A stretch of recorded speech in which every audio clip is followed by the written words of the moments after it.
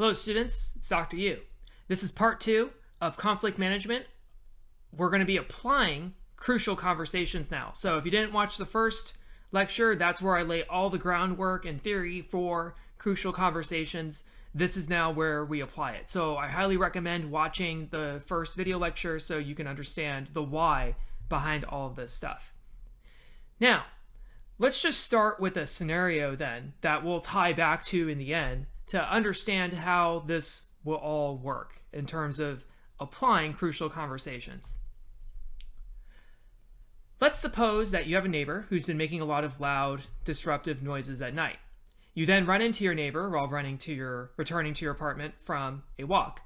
What would you say to your neighbor to cease the disruptions? Now, this is a true story. I actually have used crucial conversations before in a lot of circumstances, but this is actually one where I did have to use it as well. So go ahead and just take a minute and think about what would you say to your neighbor, applying everything that you've learned so far in part 1. Now, I know that we haven't gotten into a lot of practical stuff yet, but just knowing what you know now, what do you think you would do to have a conversation, a crucial conversation with your neighbor? So go ahead and just take a minute, pause the video if you need to, and think about this.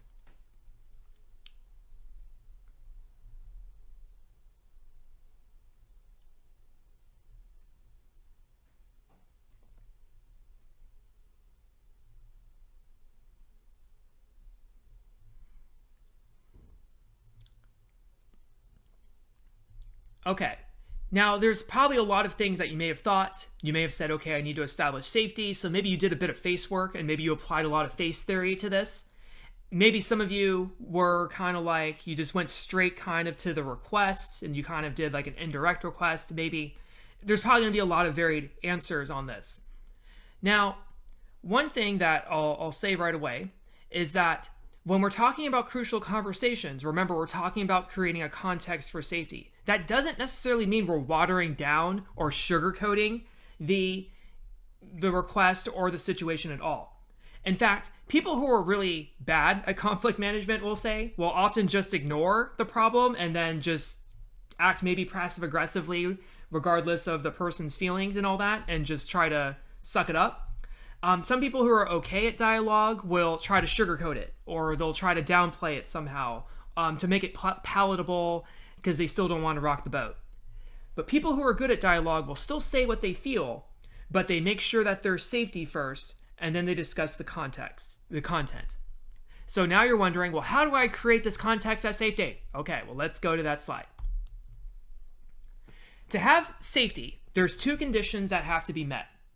First, you have to have mutual purpose, and second, you have to have mutual respect. Now, to have mutual purpose, the person listening must believe that you're working towards a common goal in the conversation, that you share goals, that you share interests and values of the other person. And the person has to believe that your intentions are good and not evil. Now, good intentions can be being what's good for the relationship and being what's good for everyone overall.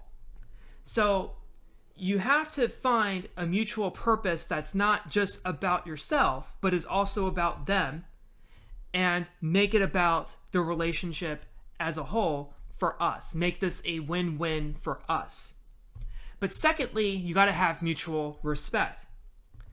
Respect is the condition of dialogue.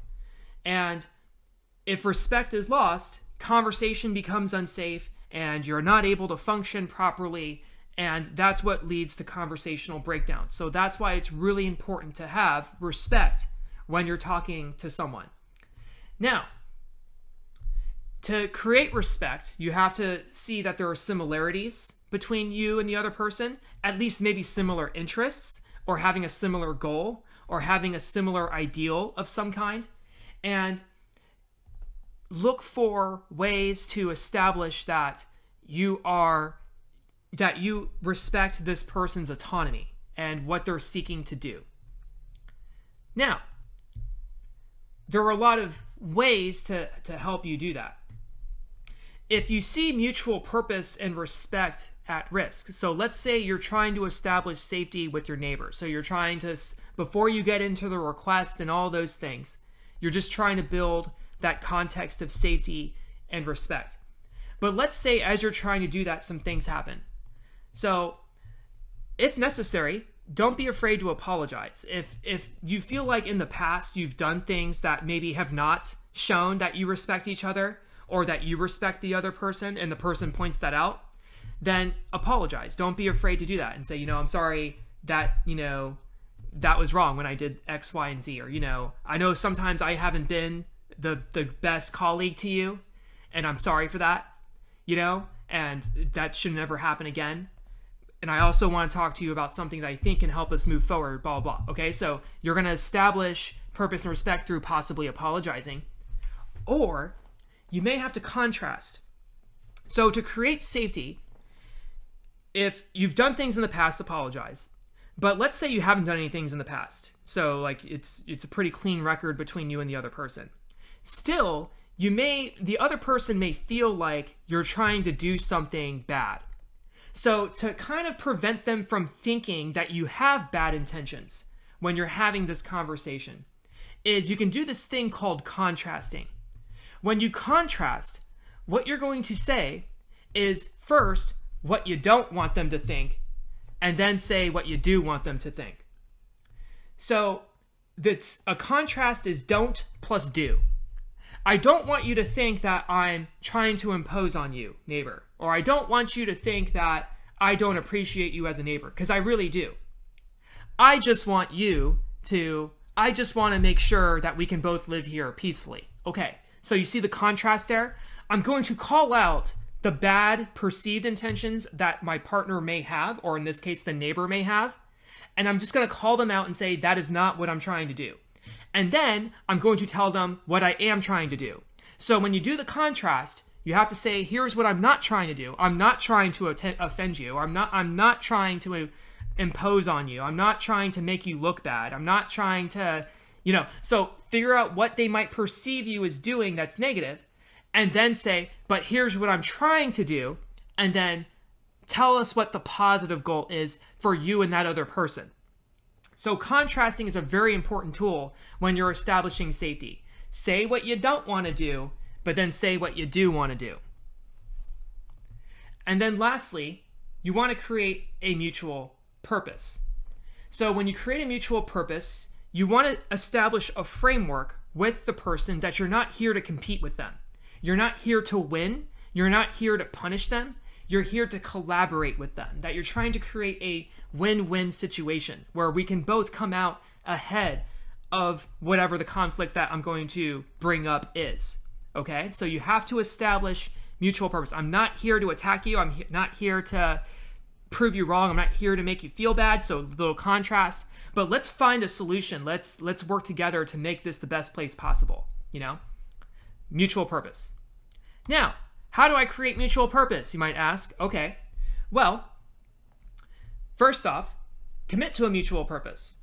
So if you don't know what your mutual purpose is, first agree that you have mutual purpose. Just say that you're not here to win and that you're here to find a common solution that will suit both of you. Okay, so how do I create mutual purpose with somebody I don't know or somebody who's really different from me? Well, first, just commit to the idea of creating a mutual purpose. Commit to the idea that you're not here to compete.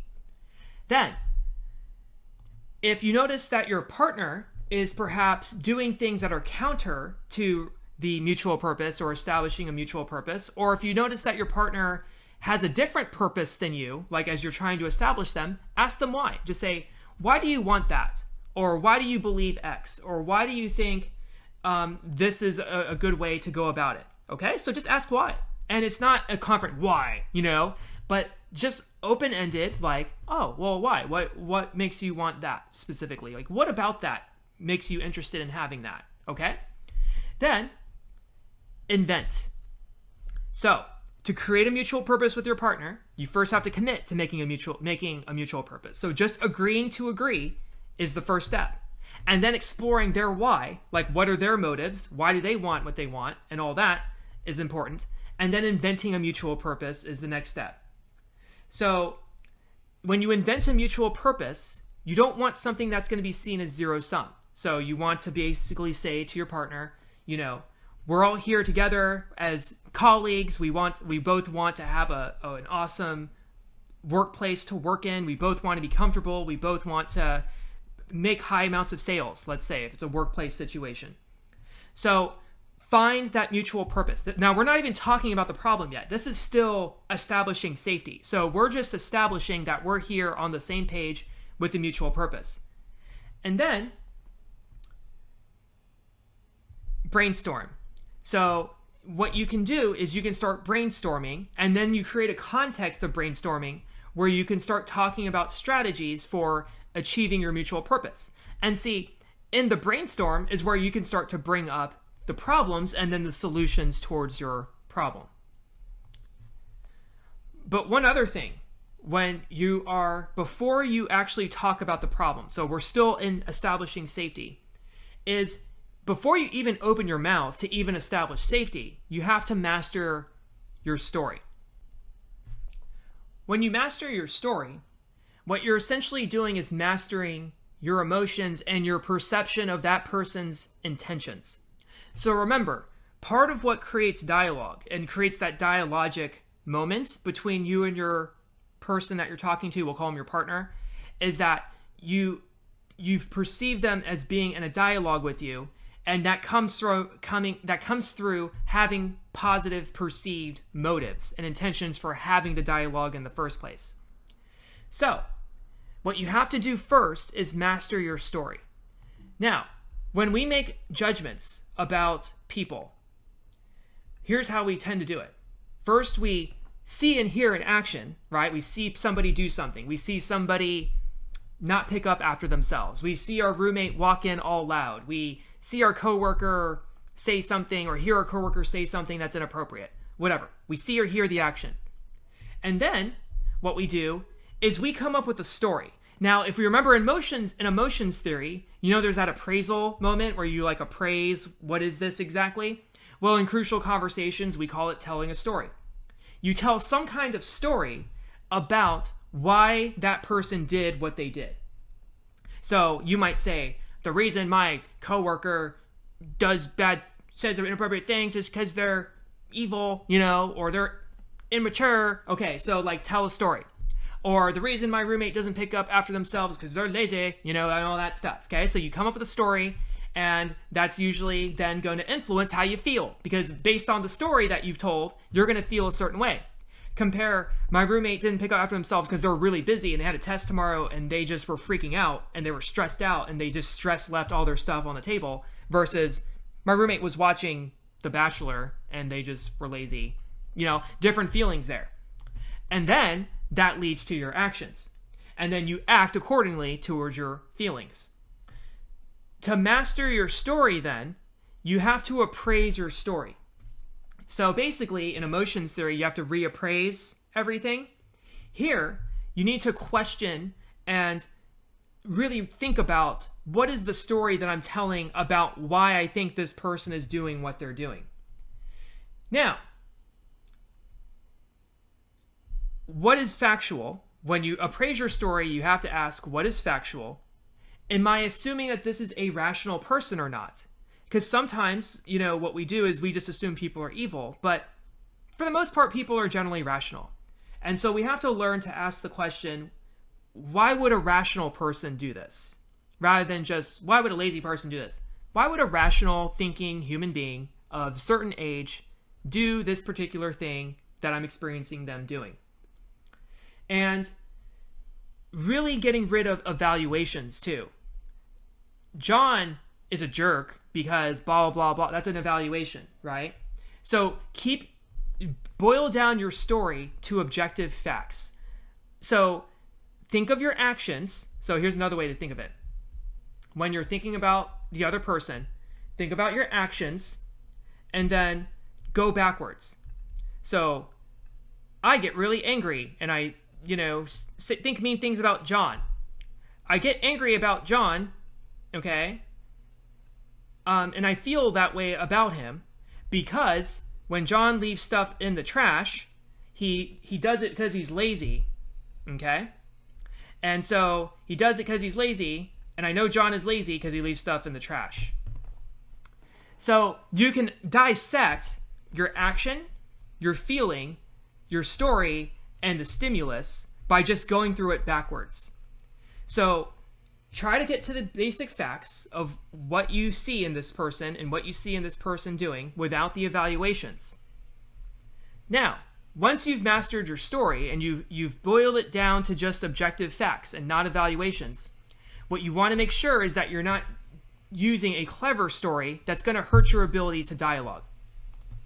So, what are the clever stories? Well, there are villain stories where you basically paint the story as so-and-so is evil and so-and-so is a villain and he just wants to do evil to all of us, and so we have to punish the villain because they deserve it, and they're evil and bad, so let's just find a way to demolish the villain. Okay, so that's not a story that we want to, that's not a story that creates dialogue.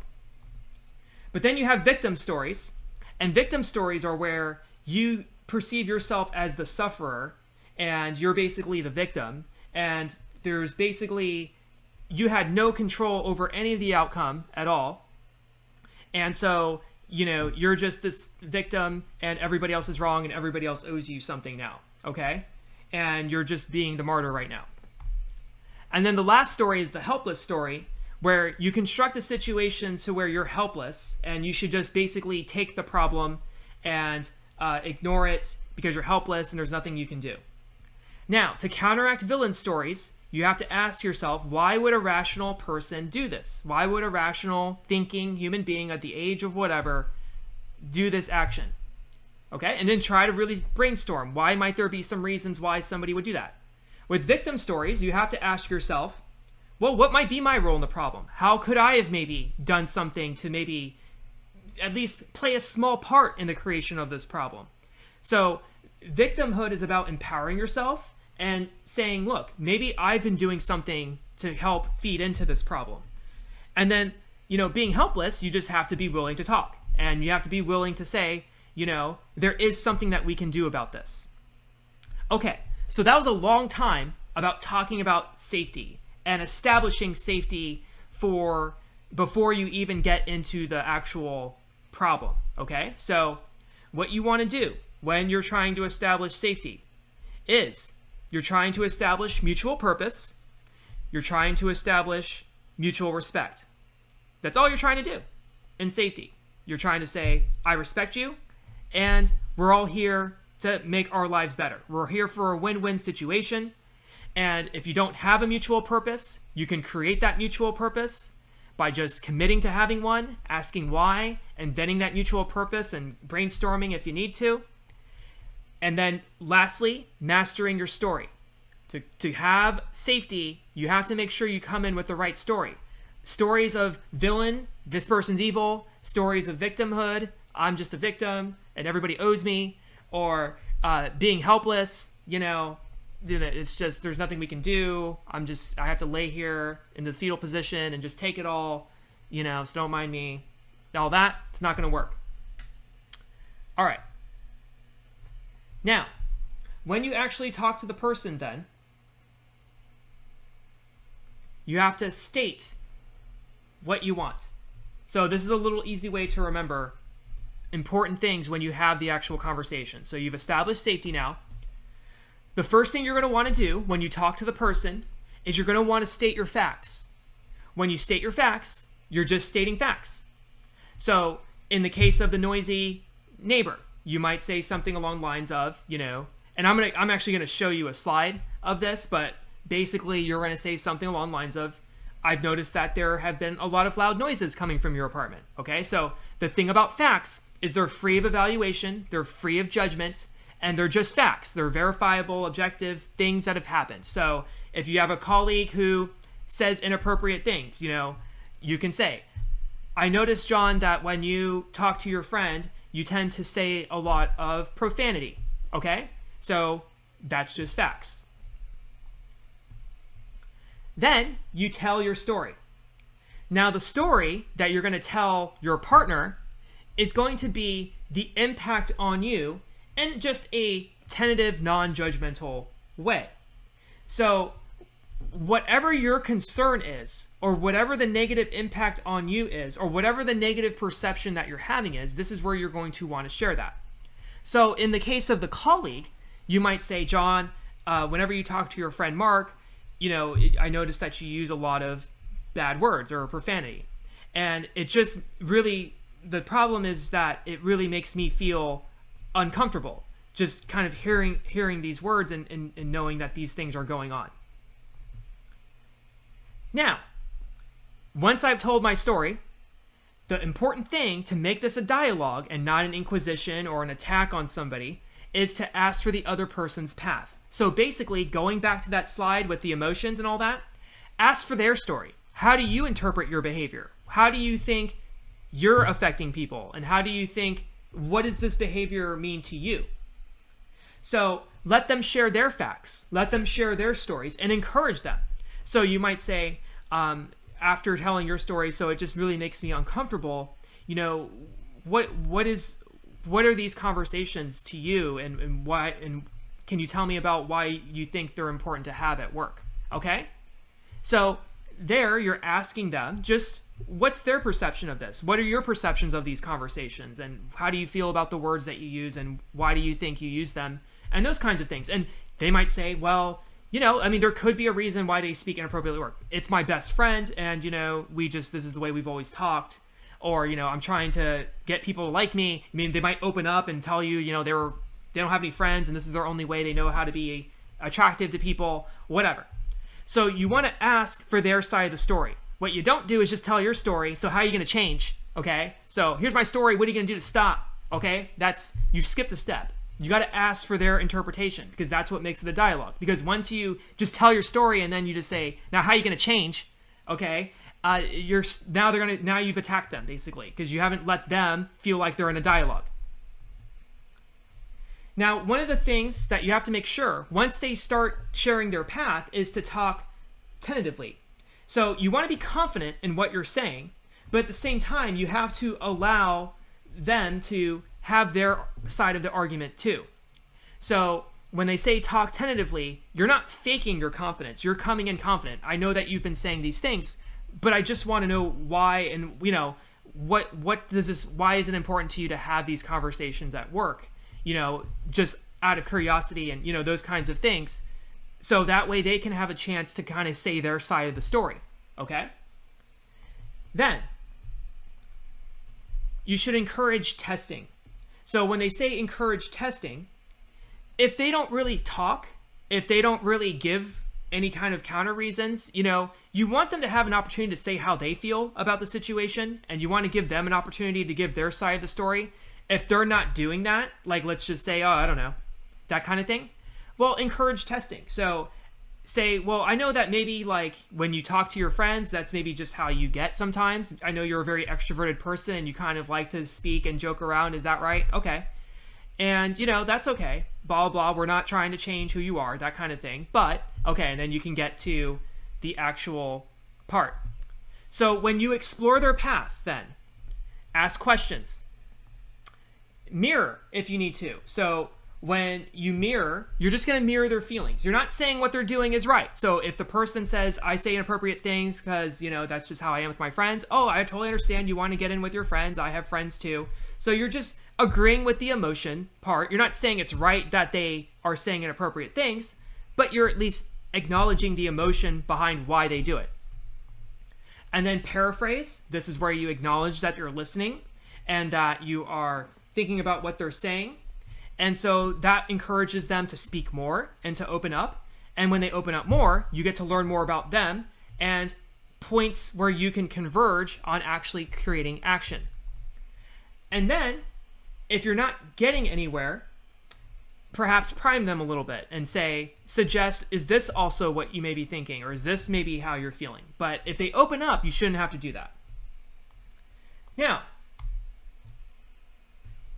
let's say, though, that when you go to the person, they have a completely different interpretation of what's going on. So you talk to them like, what? I don't say inappropriate things and all this stuff. Okay. Or like, what? That's not inappropriate, that kind of stuff. Okay. So what you're going to do is first find points of agreement. So this is called grounding. So even if you disagree about facts, find the common facts. Well, you do. So can we agree? Okay, so I see that you see this a little bit differently. Can we agree, though, that you do talk to your friend, at this time? And it does get a little bit animated for the class. Okay, good. So you find some common ground. And we can't agree that you did say this, though, right? All right. And then build.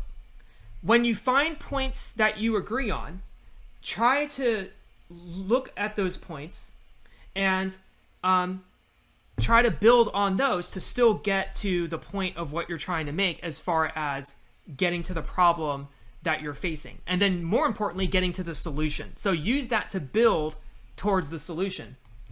And then compare your path with the other person who you disagree. Rather than suggesting that the person is wrong, if you need to, just suggest that you differ, but don't turn differences into debates. Okay? So let's just say the person firmly believes that nothing they've said is inappropriate.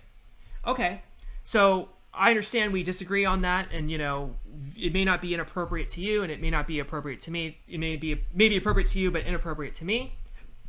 Okay, we just differ on that.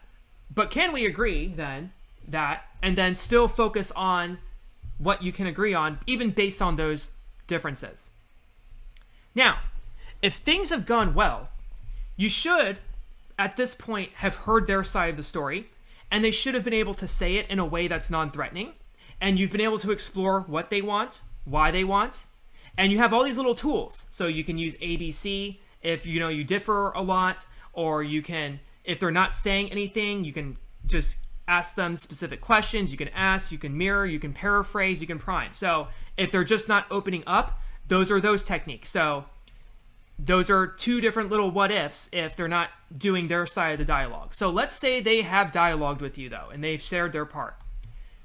What you want to do next is you want to move to action. So when you move to action, what you want to do is specify what exactly do you want to change, okay? And what will each of you do to move forward? So in the case of the inappropriate profanity conversation, so it's important to this person that they talk to their friend during the day, and this is how they talk to their friend. But it's also important to you that you don't hear bad conversations.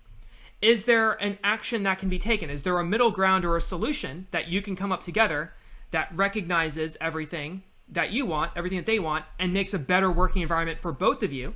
Well, maybe they take the call outside, or maybe they take the call at a different time during their lunch break or in the lunchroom or something like that. So come up with a specific action that you can both see as meeting both of your needs that you've established in the dialogue, okay? And then follow up. Come up with a way to ensure that, everything is going to work out. Come up with an action that you can follow up on. So you just don't want to say, yeah, I'll tone it down, that could work, but it may not be specific enough.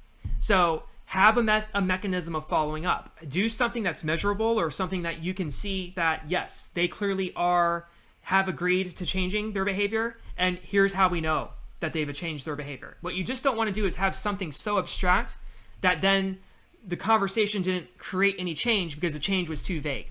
Try to come up with something specific that is measurable and you can follow up on and you can see post-conversation. Okay. So a lot of abstraction still, but you're seeing kind of the steps. So here's how it would look in the neighbor example. So first we're going to establish safety. So when I did talk to my neighbor, we established safety first, and I said something along the lines of, I know we've been neighbors for a while, that we both enjoy living here. Okay, so that's establishing safety. Then I stated my facts. So at around 9 o'clock at night, I hear loud banging noises coming from your apartment. She lived above me, so that was loud. Okay? So I just stated facts. Notice how I didn't say, you're really loud at 9 o'clock at night. God, I didn't say that. Just state the facts. Just state facts, very objective, news reporter-like. Because then they're not on the defense. Then I'm going to tell my story. So my story is, here's kind of the impact on me, and here's the perception that I'm afraid of, or here's where the rubber hits the road, if you will. Here's the thing. Here's the issue. The issue is the noise is pretty loud and makes it difficult for me to concentrate, even with headphones on. Okay? So I've told my story now, but I've established safety. So it's not, you need to turn down your music, that kind of stuff. It was just safety, facts, here's my story. Then, once I've told my story, I'm going to ask for their story. So I don't want to be noisy about your routine, so I did a little contrasting there, but I'm wondering what might be causing that noise. Okay, so now I'm just asking for information, because once I have some information, it could be really important, because as a rational person of her age, she's way older than me, there could be legitimate reasons why she may be making noise at night. Maybe she's on some health issue, or maybe she's working out and she's trying to stay healthy. There could be lots of reasons why people make noise at night, and so I just don't want to be judgmental, and I want them to open up. So when I had the conversation with my neighbor, she eventually opened up, and she said, look, I play with my dog at night, and we play fetch, and it probably is the bone that I throw that hits on the ground that makes that loud boning noise. Okay, so I've explored their path, and I learned, okay, this was the cause of the noise. And I said, okay, it sounds like you and your dog's playtime is precious. Like, I'm not trying to say, well, you shouldn't play with your dog, like that, and because that's probably important to her, because she loves her dog, because she's a widow and all those things. Don't want to just don't want to do that. But okay, acknowledge that that's important to her. But I've also told my story too, and I've said, the bone hitting the ground is loud at night, and it's disturbing, and even with headphones on, you hear her banging, you're like, like that kind of, okay, that was really loud. Okay, but yes, that's what it feels like. So then we're going to move to action, because obviously we have mutual purpose, we have mutual respect. She's not going to just say, oh, well, because she cares, and we have that mutual purpose of living together or living in the same neighborhood or whatever. So it was easy then to justify action. So can we agree that playtime will occur before quiet hours at 9 o'clock from now on? We just came up with a solution that was workable for both of us, so that, we both felt like we were heard, and, nobody's hurt now. She knows what I'm concerned about, I know her concern, and we found a way to solve the problem and to work together. Now, in the problem that you picked up, or that you proposed maybe in part 1, you might have something a little bit different. Maybe you have a relationship partner or something like that. But you can still use these steps in the same way. Establish safety, state your facts, tell your story, ask for their story, explore their path, and move to action. And a little acronym, EST, E, A, or AEM. So almost like a STEAM. Okay? So EST, AEM. Almost like a STEAM. Okay. So that's an easy way to remember that.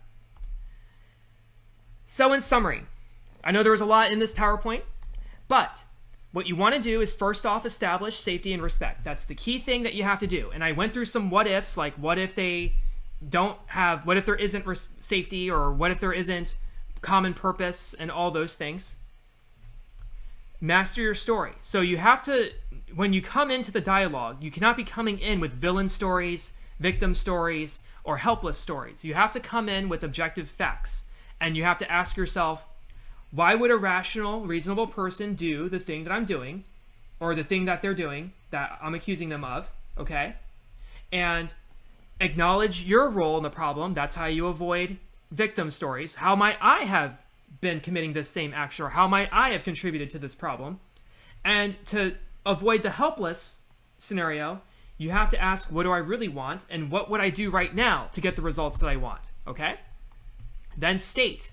So first off, establish safety, state your facts, and then tell your story, and then ask for their path, talk tentatively, encourage testing, okay? So those are very important things as you tell your story to the person and you present the problem to the person. And then move to action. Once you've had that dialogue, once you understand where they're coming from and what they're doing and why, and they understand where you're coming from, what you're doing and why, if you've established safety and respect, you will come to some kind of solution that will work for both of you. And make sure that solution is specific and one that you can act on. And overall, that's the basics to crucial conversations. The idea is you build a net of safety, and then you create a moment where you can have a conversation where you share your side, they share their side. It's non-judgmental, it's not evaluative, but you still say what you need to say in a truthful way. and they still get to say what they need to say in a truthful way. And then you find common ground, you work together to come to an interpretation of the events or a possible course of actions that's specific and ones that you can follow up upon.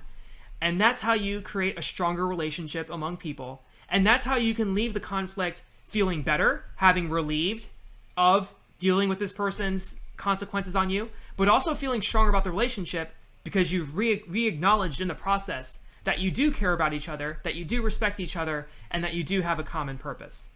Now, I know there's a lot of what-ifs questions still that you may have, and I didn't want this to run too long, but just feel free to ask questions, and I will answer them in class or in the comments, and I look forward to seeing how you use these in your daily lives.